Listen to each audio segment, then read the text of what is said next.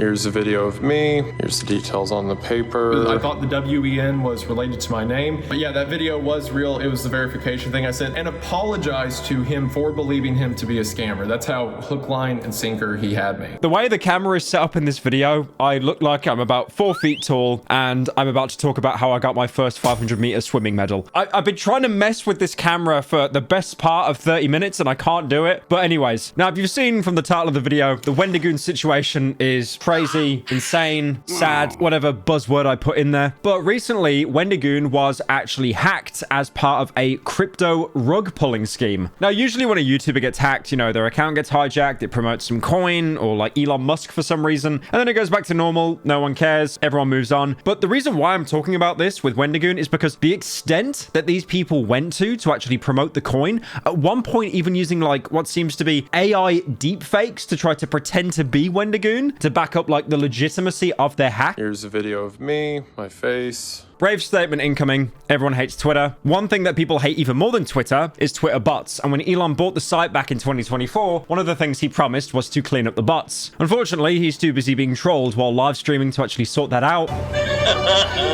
So the bot problem never really went away. And obviously, if you've got bots shilling crypto or like some other thing to buy, like, I don't know, one of those lava lamps or something. Have you seen those tweets, by the way, that tend to juice and blow up, and then the guy below it absolutely ruins all of the funny by linking like 5 paid products, and each one he linked he was probably paid $5 for? Now imagine the power those kind of gimmick accounts could have if they actually got access to a YouTuber's account. So on the 26th of May, there was a series of tweets that were posted to Wendigoon's Twitter account, and it was pretty fair to say that it was quite out of character for him to be making these tweets. Now, if you don't know who Wendigoon is, he does incredibly lengthy video essays where he dives deep into topics, whether this be conspiracy theories, something fictional. He also did Petscop before me. Anyways, we won't really talk about that one. I like how I adjusted the camera and I just look even smaller now. Like what is happening? Am I shrinking? Like, what is happening? Now, one of the first tweets that Wendigoon put out when his account was compromised was a picture of Wendigoon's own face with the caption, "This is not a drill. My official meme coin, Wen, is now live. Thank you to my team for helping me set this up," with a link to the website that the coin was actually being hosted on. Now, some people thought at this point Wendigoon just sold out. He lost all credibility because he ended up like shilling a meme coin. But it doesn't take a genius that if a YouTuber that isn't Jake or Logan Paul suddenly turns around out of nowhere and starts shilling a meme coin, chances are they've probably been hacked. I mean, the account link actually went to the website pump.fun, and I think at the time of recording, pump.fun has actually been blocked in some countries, like for example the UK. I will say though, on pump.fun, the one coin that seemed funny to buy was that little green bird fella. The only coin that I like that I've invested $100,000 into is this coin. Now, again, this happens a lot. Accounts get compromised. People start shilling meme coins. But the next clip was really, really scary. Here's a video of me, my face. Here's the details on the paper. Backwards. Favorite face. Now, even though I did think that that segment of the video with Wendigoon was AI, they somehow got some really good deepfake technology. Like, believe me, I was looking around the head to see any kind of blurred lines or anything. It is real. He did actually film that video, but the context there is really important, which I will get into later. Now, the vast majority at this point did assume Wendigoon was hacked, but they weren't really sure of the specifics of what actually went down and what led to the hack. Now, a lot of people in Wendigoon's circle were quick to tweet out about the hack, like, for example, Meat Canyon. He actually runs a podcast with Wendigoon called Creepcast, basically putting out a tweet saying, "Isaiah texted me, he's definitely hacked, ignore this stupid shit." And then also following up by saying Isaiah's working on it, he's not home right now, but we're trying to take care of it. Don't be stupid and buy crypto. And then also another tweet saying, "Can't wait for my panic tweets to be in a YouTube drama video this week." That was from Wendigoon's wife. Unfortunately, I do want to say your panic tweets are in a drama YouTube video this week. Now, it's really obvious why it was hacked. They were hoping that this tweet would have basically verified that it is him, people would have bought into coin, and the people that hijacked his account would have just done a rug pull. They would have waited for the coin to at least go up 10 times in value, hopefully from like loyal fans thinking they're supporting their favorite creator, and then immediately Aladdin carpet rug pull. So I was a bit confused by this. I don't really use Twitter that much anymore, so I reached out to Wendigoon on Instagram and basically said to him, "Hey, hope you're doing all right. Do you need like any kind of help getting back into your account? Because as you guys know, I got Twitter back a couple of years ago after being suspended for like 6 years, which was looking back on it, a massive, huge mistake." And then I basically also asked him for permission to actually, talk about the topic, because I didn't want to cover this and then bring more attention to it if he wanted to not really have it talked about that much, but he gave me full consent. And he actually even at one point recorded an entire video breaking down step by step what actually happened and how he got in this situation in the first place. I was recording a video a couple days ago, and I also had family in Memorial Day here in the United States. So I was kind of rushed between doing the video and trying to spend time with them, and everything was really hectic. And then I get a call from a phone number that's a 201 area code, and it's not an ID, just a location. Calls a couple times, and after like the third time, I'm like, well, maybe this is something important or someone who knows me. Normally I just ignore random phone calls. So I answer it, and it's someone who says, hello, we're with X moderation team, or with X content team or policy team, whatever. What, like X? What are you talking about? And then the guy laughs and he's like, sorry, Twitter, we're rebranding. Now, these confidence scams are really, really common. Usually you'll get someone that gets your number or spoofs it, and then they basically try to pretend that they're working for a certain company. The first red flag I thought in this situation is, why would Twitter ever spend a minute of their day trying to actually call someone to try to let them know that they could be in some kind of danger? Because Twitter is probably one of the most lax companies imaginable. Lax in the sense of they realize that their site is a cesspit and they just think, no, we'll just let them all kill each other. We don't really care. Now, also, don't get it twisted. I'm not saying that Wendigoon was stupid or he should have been more vigilant in this situation. The problem is, if you're a target of scams, you only have to have a lapse in judgment. Sound like Logan Paul doing the apology video there. I've made a severe lapse in my judgment. You only have to basically lapse one time, and that's it. Like all the other times where people have tried to get into your account or, like compromise you, it's basically null, because that one time you basically slipped up on. Important thing to note, guy spoke perfect English, seemed very casual over the phone call. I've had scam callers before. He did not sound like any one of them. He's part of the moderation team, and I am a verified user or priority user or whatever. So they were calling to inform me that there were a series of attempts to get into my account from Colorado. They said that there were 5 in a row through a cookie thing, like a cookie hack or cookie entry or whatever. And I was suspicious, and I said, okay, so what do you want me to do? And he said, we're going to send you an email with, we're going to open a complaint number. So if you want to read the complaint number back to me to verify that it's you, that'd be great. And I said, okay, well, how do I know that you're not a scammer? And he was like, you think I'm a scammer? And I'm like, yeah, how do I verify that this isn't a scam thing I'm talking to? And he's like, well, it's really good that you're aware of these kind of things, but we're sending an email right now for confirmation. And the email he sent was from twitter.com. It was like support-twitter.com. And then there's a link, and when you click on the link, it takes you to an overlay that says like twitter.com or whatever, and it shows the X screen. So I'm like, okay, that's kind of weird. I know Twitter's rebranding to X, but I guess all their old stuff was Twitter. So I type it in online, and Google's like, yeah, twitter.com support-Twitter is all legit. And I guess it was legit like 2 years ago, but now that it's become X, I guess all those domains are gone, so they've been bought up by these scammers. This again just shows the masterstroke genius of Elon Musk and the entire Twitter team. They rebranded to X because Elon Musk was so obsessed with creating this everything app that you could use for any facet of your day, and then they didn't even keep the domain for the old email on Twitter, so hackers have been able to basically take it and pretend to be Twitter to hopefully try and get into your account. He's like, can you read back the number on the ticket we sent you? So I read him the number back, and he's like, that number's actually not right. Here, let me talk to my manager. So he like puts me on hold for a minute, and then he comes back later and he's like, okay, my manager said just to send another one. So he sends another one, and again, he's like, the numbers aren't correct. And he was like, okay, we can verify this another way.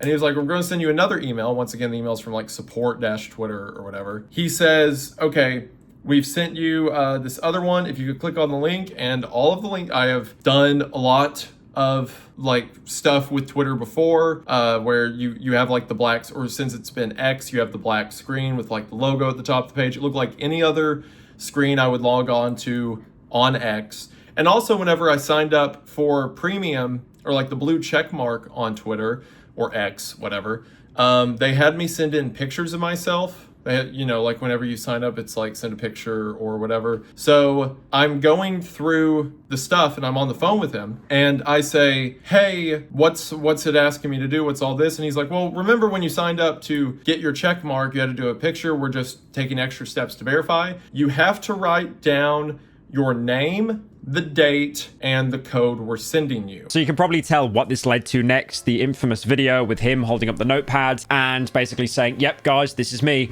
So they got this clip of him to try and verify that it was his identity, and they have taken it completely out of context to try and shill their coin. And that for me is like really, really scary because honestly, my brain is so cooked. When I saw that original video of Wendigoon holding up the notepad, with the date and the name and the code to promote the coin, I genuinely thought it was AI, because I'm pretty sure you've all seen that VEO, that Google AI, the third version, and how realistic some of that stuff can be. I genuinely thought someone got like a mask of his face and then actually used that to, create almost this mesh on someone to make it look like it was Wendigoon, when actually it wasn't. But in reality, it was actually him. He was just tricked into doing it to verify his identity. He sends me the code, which is $WEN, and I thought it's a randomly generated code. I thought the WEN was related to my name. In hindsight, it's incredibly stupid because that's so clearly a crypto thing, but I wasn't even thinking that because I thought that this was like 3 levels of verified or safe or whatever. So I write it down and I record a short little video where I'm holding it up and saying like, yes, this is me. And then I take that video I just did and send it back through the portal they sent me for verification. And then a blue ring spins and it's like being verified. And then once it gets verified safe that I am the correct user, he's like, okay, we couldn't talk about what the issue with your account was before, but we can talk about it now. So now that I'm verified as the actual owner. So he spends like 15 minutes with me on the phone explaining how like, well, it seems like you logged into a device on perhaps a computer or a friend's laptop,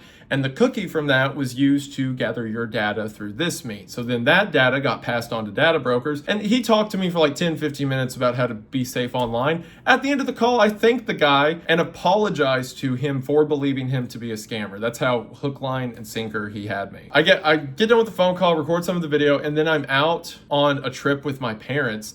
And then I get like 12 emails in a row that are like, your X password has been reset, requesting X, or like a password request sent, forgot my password request sent, over and over. And then it says like, you have timed out X's password system. So then sure enough, I open Twitter and I'm logged out of the account. When I try to request a new password, it says too many attempts, you can't do it. So I had to wait 24 hours to change the password.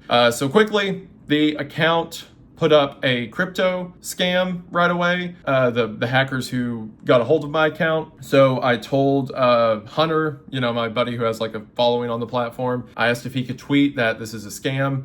And he did. Thank you, Hunter. And then my wife also tweeted that it was a scam. And pretty quickly, I think because enough people reported it, the entire account got like locked. And the reason I say that is because initially when they took a hold of the account, it had become like a link to their crypto project and my entire bio got removed. But after I guess a bunch of people reported it and the tweet with the scam went down, my bio went back to how it was. So I guess Twitter locked everyone out of the account and reapplied my old bio.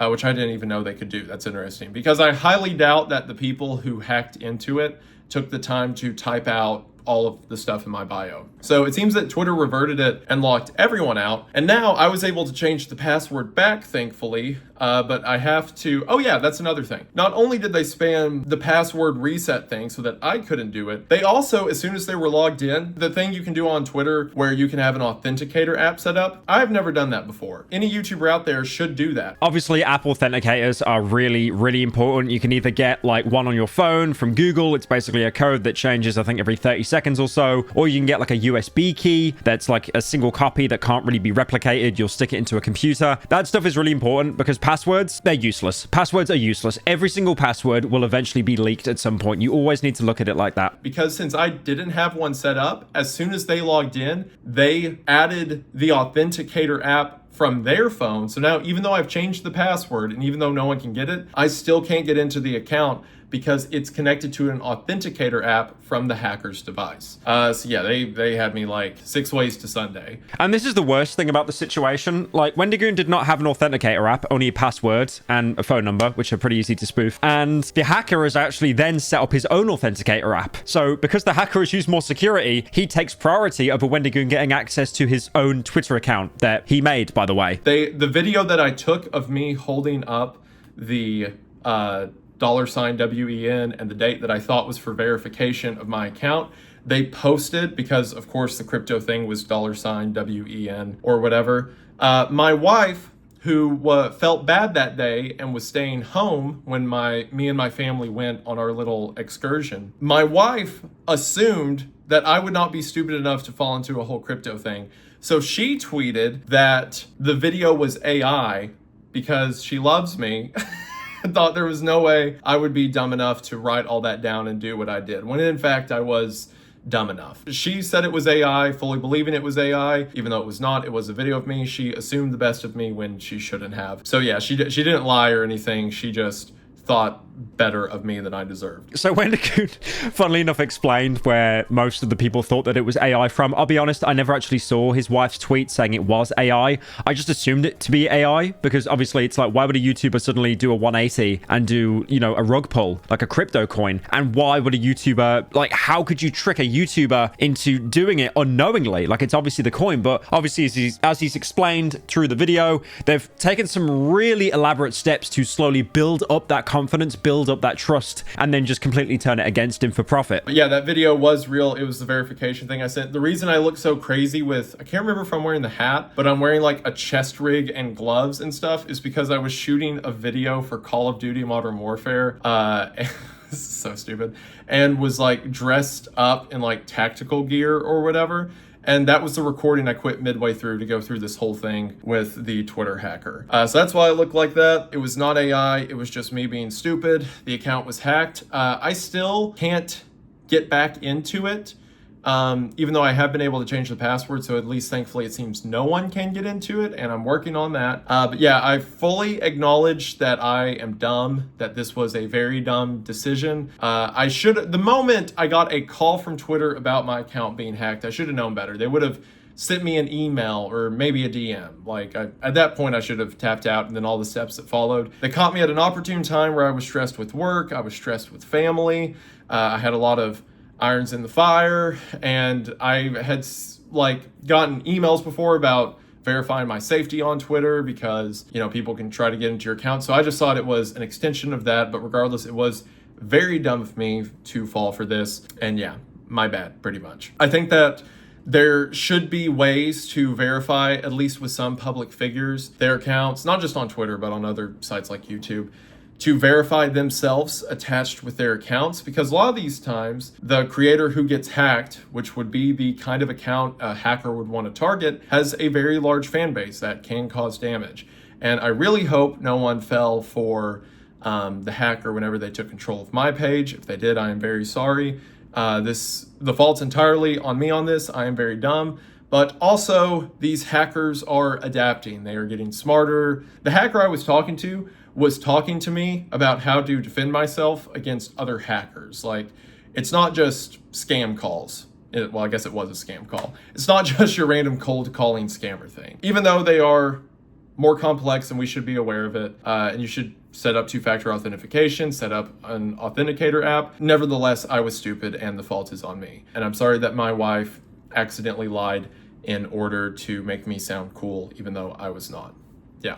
So that's pretty much what happened. I think another reason why people thought originally that the Wendigoon clip was actually deep-faked AI is because people in the past have made Wendigoon AI. I mean, the guy's an incredibly popular YouTuber. It's bound to happen. Like, for example, this TikTok that was literally posted on the subreddit, and this isn't real. It's entirely an AI deepfake. And the scariest thing is this ploy seems to have still got half of Twitter thinking that it was AI. I mean, there was one tweet here, for example, didn't get too much traction, but saying, if you watch Wendigoon and thought this was him, I don't know what to tell you. And And the worst thing is, it is him. It literally is him. He has admitted that himself. And this is what is like, I understand that the main topic here should be about Isaiah and the fact that he was hacked. And obviously, you know, like I said to him in the messages, and after I record this video, I'm going to try and chase someone up on Twitter to hopefully get him back into his account. But like this hack really shows, especially with AI, the lines are more blurred now than they have been basically ever. Like, honestly, I found this whole situation so ridiculous when it first happened. I actually thought when he was promoting a coin, I thought that was him. I thought this was some like, you know, seventh layered kind of like ironic joke of like, oh, imagine if I promoted a coin, guys, that'd be hilarious. But obviously now we know that isn't the case. I mean, you know, that's just me being, you know, way too kind of schizo, like kind of looking at things, always thinking there's like another angle to it. But genuinely, when I first saw it, I was like, okay, this seems like a really elaborate bit, like a joke, because I don't know why he'd promote this. And also that has to be him, right? That can't be AI. But yeah, thankfully at this point, obviously the hacker's been kicked out the account. The only problem is at the minute, he doesn't really seem to have access to get back into his account. Like I've said, I'm gonna try and give him a hand with that. The only problem is it's going through a contact at Twitter, and Twitter is incredibly slow. I'm not sure how it is now compared to like, you know, 4 or 5 years ago, but the way Twitter usually works is a lot of the employees, a lot of the contacts that you know, they usually end up leaving because a lot of people don't tend to stay at Twitter for long. They actually go to Twitter to get that put on their resume, to get their foot in the door in other companies, or I guess like startups. But what's the moral of this video? Go watch Wendigoon. He's a very small YouTuber, very underappreciated. And also I do want to say as well, seriously, thank you Wendigoon for recording that video to give a lot more context. Thank you for giving me permission to actually talk about this situation as well, because it really sucks. It really does.